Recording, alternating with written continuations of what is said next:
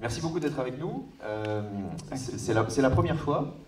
C'est la première fois que YouTube participe à cette matinée. Et c'est probablement révélateur de quelque chose. On va voir de quoi. D'une transformation en profondeur de nos métiers, de notre industrie et des différents écrans. Peut-être, je vais peut-être te laisser te présenter en quelques secondes, nous dire ce que tu fais chez YouTube et ensuite nous dire peut-être comment s'organisent un petit peu les liens entre ton entreprise et les producteurs ici présents, les créateurs. Comment est-ce que vous essayez de construire la relation avec nous?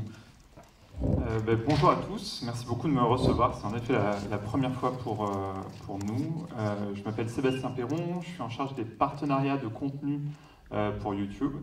Donc, ce qui est un peu différent avec la plateforme YouTube, c'est que nous sommes une plateforme justement, c'est-à-dire que par essence, on a un métier qui est assez particulier parce que l'essentiel des troupes, globalement, chez YouTube, c'est des ingénieurs dont le rôle, c'est de mettre à disposition des outils, charge aux créateurs et aux ayants droit, ensuite d'utiliser ces outils.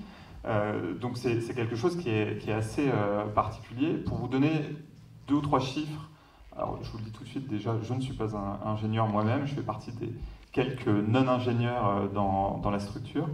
Mais pour vous donner quelques chiffres sur YouTube, à la louche, on a à peu près 1 milliard de personnes qui viennent chaque mois dans le monde. En France, c'est 30 millions.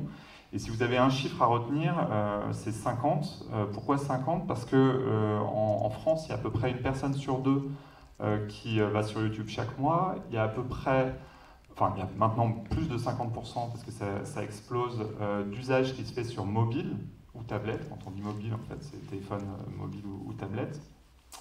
Et on a fait plus 50% d'augmentation du temps passé sur YouTube entre 2014 et 2015.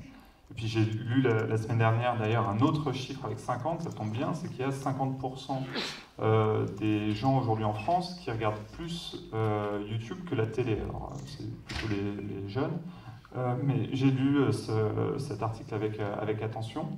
Alors c'est vrai qu'on a vu, mais notamment la semaine dernière, à travers le chiffre que je viens de vous donner, et aussi quelque chose qui est sorti dans Stratégie entre un comparatif entre des animateurs télé et des youtubeurs. Donc globalement, on est souvent opposé au monde de la télévision. Et je pense que ce que vient d'expliquer Gilles est révélateur d'une réalité qui est un petit peu différente de ça. C'est-à-dire que aujourd'hui, certes, il y a de plus en plus de gens qui regardent des contenus sur YouTube, et ça inclut évidemment des contenus de diffuseurs, de producteurs. On travaille aujourd'hui énormément avec Arte, qui est un partenaire historique avec France Télévisions, avec Canal, plus récemment avec TF1, avec M6. Simplement, ça c'est pour les diffuseurs, pour les producteurs, soit ils travaillent directement avec nous, soit avec typiquement France Télévisions ou d'autres qui opèrent pour eux leur chaîne YouTube, pour certains.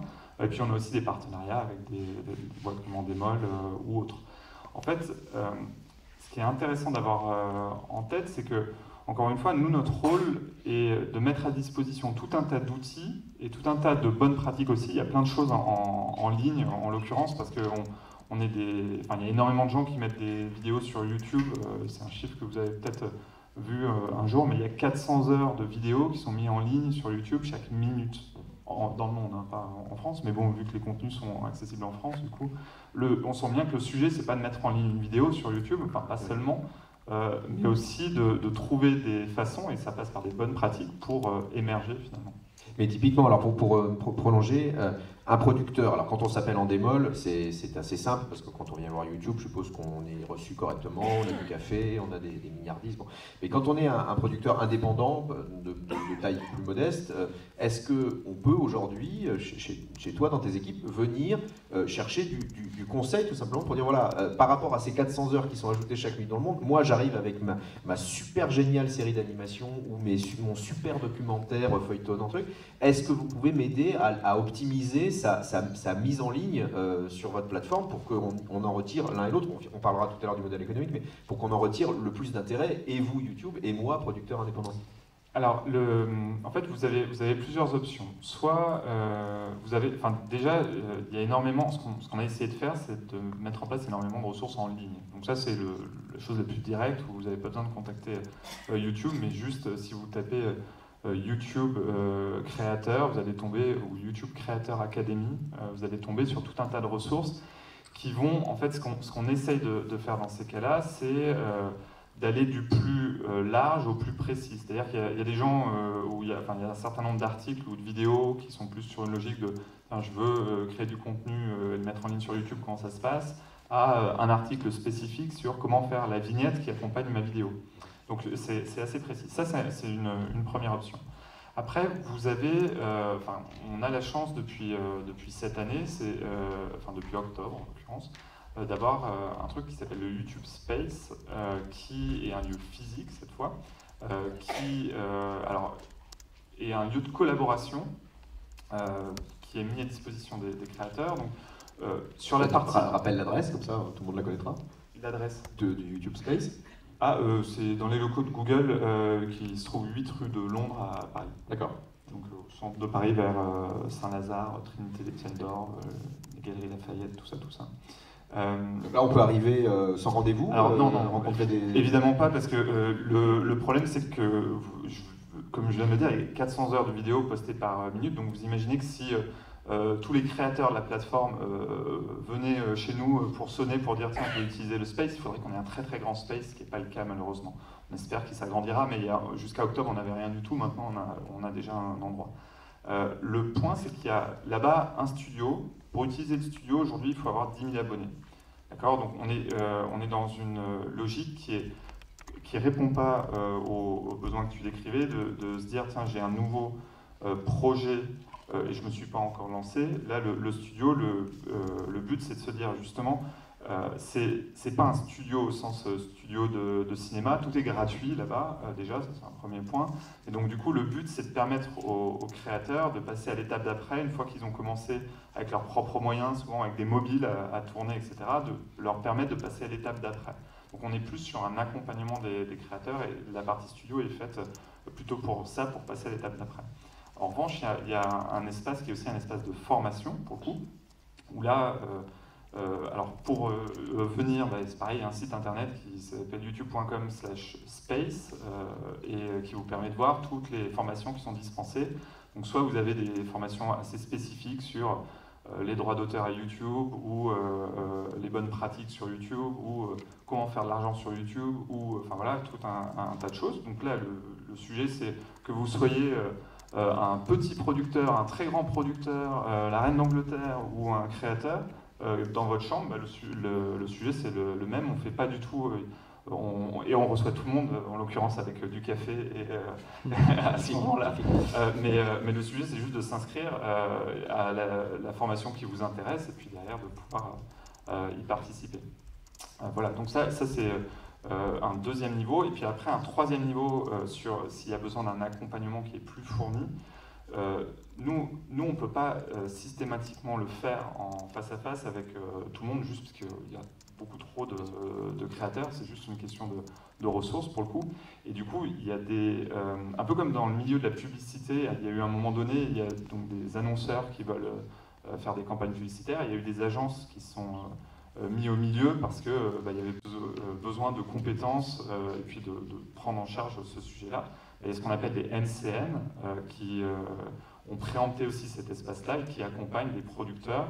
Alors ça peut être soit des chaînes de télé, France Télé typiquement, et un MCN pour les producteurs. M6 a lancé un truc qui s'appelle M6 Digital Studio, Canal avec Studio Bagel au départ, et puis qui s'est élargi, a fait des choses aussi dans ce sens, ou ça peut être des gens qui ne sont pas des chaînes de télé à la base. Il y a une société par exemple qui s'appelle Believe Digital, qui fait de la musique à la base, qui est un label indépendant, un des plus gros, et qui travaille auprès de nombreux producteurs pour les accompagner cette fois au quotidien, vraiment sur du conseil, Donc voilà, donc on a plusieurs étages d'accompagnement, en tout cas de relation avec les producteurs. Exactement.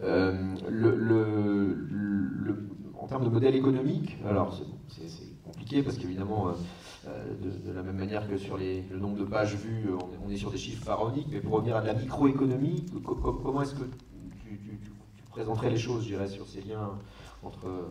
Alors, bon, déjà, la manière dont on fonctionne, c'est que par défaut sur YouTube, il n'y a pas de publicité, sauf si un ayant droit décide d'en mettre. Ce que je veux dire par là, c'est que si moi je mets mes vidéos de vacances sur YouTube, qui vont certes passionner les foules, j'en suis certain. Ça dépend si c'est à Panama. Oui, voilà, exactement. Non, mais il ne va pas y avoir de publicité.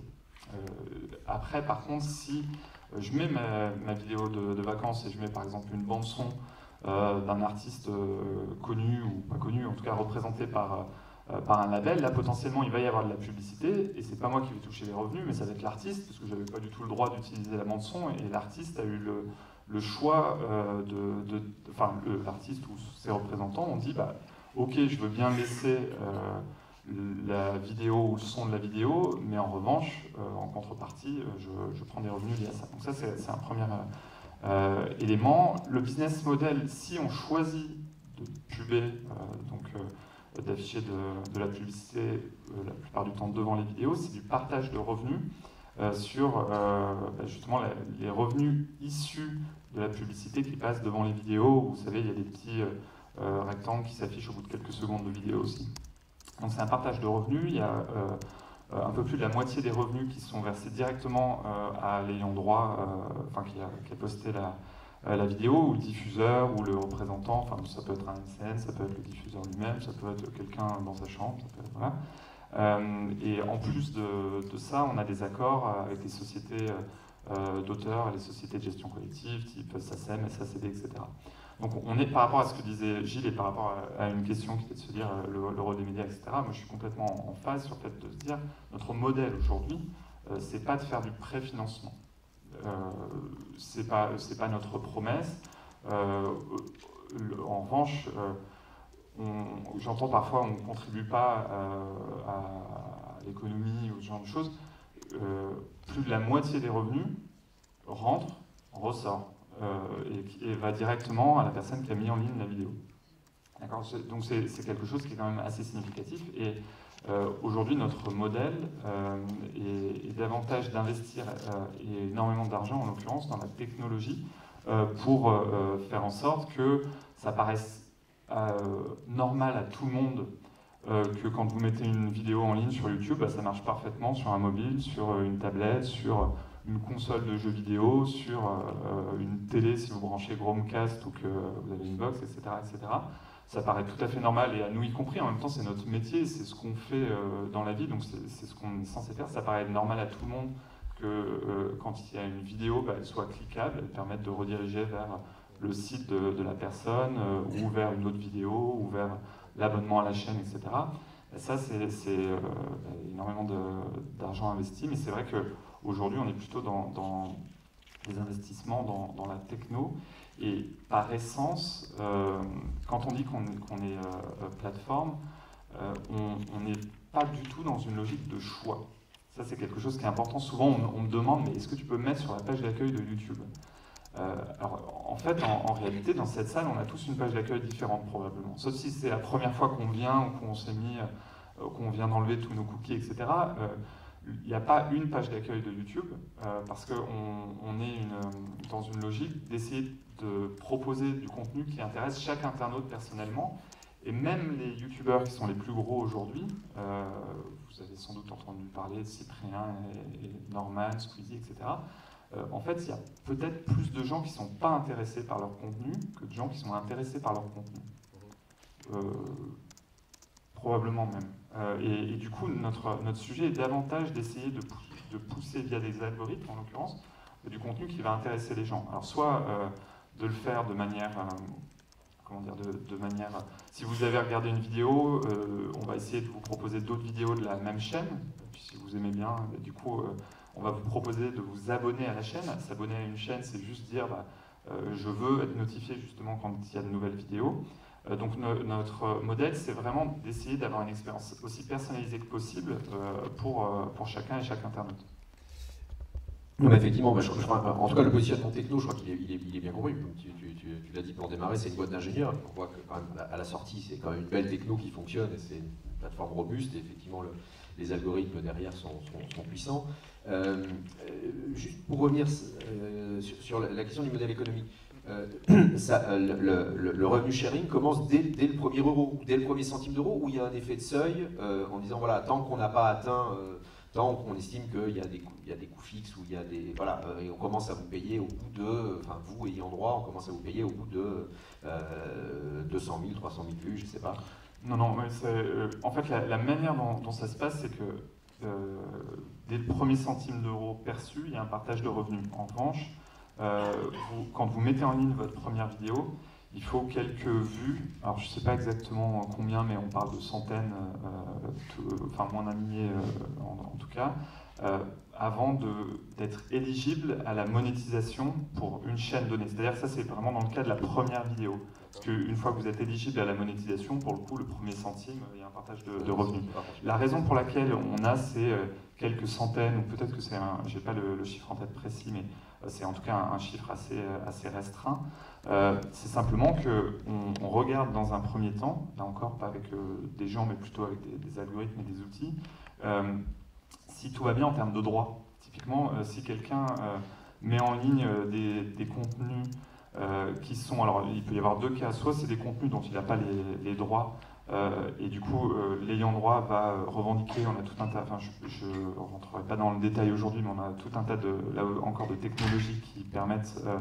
de faire valoir ses droits sur YouTube ou de faire bloquer des vidéos. Ça va du formulaire où vous pouvez notifier des choses à des technologies où tout est automatisé quand on parle d'énormément de vidéos, et avec une vraie expertise technique nécessaire du coup.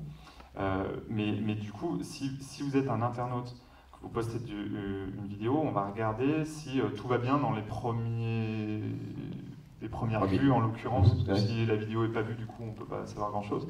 Mais c'est pour ça qu'il y a cet écart-là. Et puis on regarde aussi typiquement sur s'il y a des sujets liés aux règles de notre communauté, typiquement s'il y a du contenu haineux, de la nudité, etc. etc.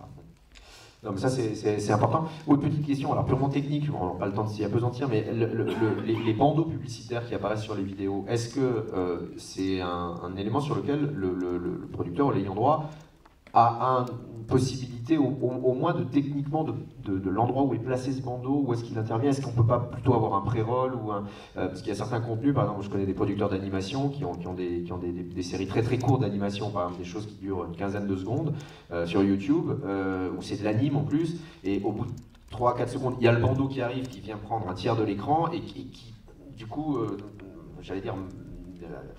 rend l'expérience du contenu lui-même un tout petit peu tristoun. Est-ce qu'on a une possibilité de bouger ça? Alors de bouger les espaces, non, parce qu'au bout d'un moment, en fait, il faut que l'internaute s'y retrouve. Imaginez si vous vous mettez en position d'internaute et que justement, on verrait si on laissait aux ayants droit la possibilité de mettre le format un peu n'importe où. Il y a des ayants droit dont le seul but pour le coup est financier, qui mettraient le truc en plein milieu et ce serait pas génial. En revanche, ce qui est possible de faire, parce que il faut imaginer que notre modèle il est uniquement publicitaire. Donc on fait très attention à la publicité qu'on met en place et à pas trop en faire par rapport à l'internaute. Donc je ne sais pas si vous allez souvent sur YouTube, mais je ne pense pas qu'on puisse dire qu'il y a un effet sapin de Noël qu'on peut voir sur certains autres sites sur notre plateforme. Mais pour aller dans... Il n'y a pas l'effet sapin de Noël, il n'y a pas l'effet sapin de Noël effectivement, et ouais. Ça c'est plutôt clean. Par contre dans les vidéos, ça apparaît, et dans les vidéos très courtes, c'est plus pénalisant pour une vidéo courte que pour une vidéo plus longue. Donc il y a plusieurs possibilités. Bon, déjà ce qu'il faut savoir, c'est que quand une vidéo est trop courte, en l'occurrence moins de 30 secondes, il n'y a pas de pré-roll. Pour une raison toute simple, c'est qu'à un moment donné, proposer à un internaute de voir plus de publicité que le contenu lui-même, c'est un peu compliqué. Donc ça, c'est un premier élément. Et après, le créateur, enfin, la personne qui met en ligne la vidéo, a la possibilité de choisir quel format il veut voir apparaître ou pas. Donc, dans le cas que tu décris, c'est tout à fait possible, c'est une petite case à cocher, de dire je ne veux pas voir apparaître le format, le petit rectangle là, que je trouve trop intrusif, ce qui est un choix de okay. Donc on a la main. Oui, tout à fait. Okay. Ouais, donc c'est ce qu'on dira à nos amis producteurs. Ouais. Le temps passe vite, je sais, on avait évoqué un petit peu ensemble en amont le sujet de la VR et du 360, parce que je sais que c'est un sujet sur lequel vous bossez beaucoup, tu peux nous en dire un mot? Oui, bien sûr. En fait, sur le 360 et la VR, moi ce qu'il faut... Je pense que peut-être qu'on est plusieurs dans ce cas. La VR et le 360, ça fait des années qu'on voit des choses dans des salons, dans des forums, dans des trucs d'entreprise, etc. Et nous, notre enjeu, mais là pour le coup, c'est autant Google que YouTube, c'est d'essayer de rendre disponibles les choses au plus grand nombre. Donc quand c'est Google, c'est via un moteur de recherche, on essaie d'aller aussi vite que possible pour donner un résultat. Quand c'est YouTube, c'est faire en sorte que ça marche, etc. Sur la 360, on a eu un peu la même logique, qui était de se dire, finalement, il faut faire en sorte que n'importe quel utilisateur puisse avoir accès à la 360. Sans même besoin, après on verra sur les sujets de casque, etc., de réalité virtuelle plus poussée, mais déjà que n'importe quel utilisateur puisse avoir accès à la 360. Aujourd'hui, si vous avez un téléphone mobile, ce qui doit être le cas de la majorité des gens, si c'est sur Android, YouTube est téléchargé par défaut. Si c'est sur iOS, YouTube est dans le top 3 des applis les plus téléchargés. Quand vous avez accès à YouTube, vous avez accès par défaut à la 360. C'est-à-dire que si vous tapez 360 Opéra de Paris, vous avez un opéra filmé en 360. Si vous êtes fan du PSG qui joue ce soir, vous allez sur la chaîne du PSG, ils ont une playlist avec 5 vidéos où il y a des entraînements ou des matchs en 360, etc. Donc ça, c'est le premier niveau, de se dire déjà, faire en sorte que l'utilisateur puisse y accéder, et que ce soit plus uniquement sur des salons, des choses comme ça. On l'a mis en place depuis le début de l'année dernière. Après, le sujet, c'est de se dire, bon, certes, c'est accessible pour l'utilisateur, mais encore faut-il qu'il y ait du contenu à 360, parce que c'est pas si simple à faire, ça implique d'autres formes de narration, etc. Donc là-dessus, on a plusieurs niveaux. Il y a le premier niveau qui est encore une fois lié à la techno, de rendre notre plateforme accessible pour que le créateur puisse mettre en ligne la vidéo, et puis notre lecteur vidéo de manière native peut être embarqué n'importe où ailleurs sur Internet. Donc ça veut dire que vous pouvez mettre en ligne une vidéo en 360 sur YouTube et ensuite la mettre sur votre site, si vous n'avez pas vous de lecteur vidéo. Donc ça, c'est déjà un premier élément. Et puis après, en fait, on s'est dit qu'on allait aussi utiliser le YouTube Space dont je parlais tout à l'heure pour le 360 en particulier, parce que tout ça est très nouveau. Donc en fait, on a des formations liées au 360, on a la possibilité de tester, voire d'avoir des prêts de caméras. Alors là, c'est pareil, on n'en a pas un nombre exubérant et il y a énormément de créateurs qui en demandent, donc on fait comme on peut pour l'instant. Tout ça, pour nous, c'est aussi.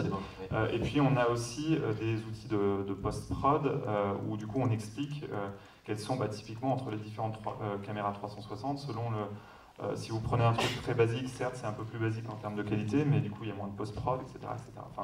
Donc c'est vraiment déjà expliquer un peu le 360 pour les nuls, et puis au-delà de ça, on travaille énormément pour le coup avec beaucoup avec les diffuseurs en réalité, ou l'industrie du sport et l'industrie de la musique. Qui ont beaucoup de projets en ce sens, enrichis par les producteurs, en l'occurrence quand il s'agit des diffuseurs, et du coup à faire en sorte de le faire savoir aussi, typiquement quand on a des occasions de prise de parole, ou des journalistes qui nous interrogent sur 360, vous faites quoi, etc.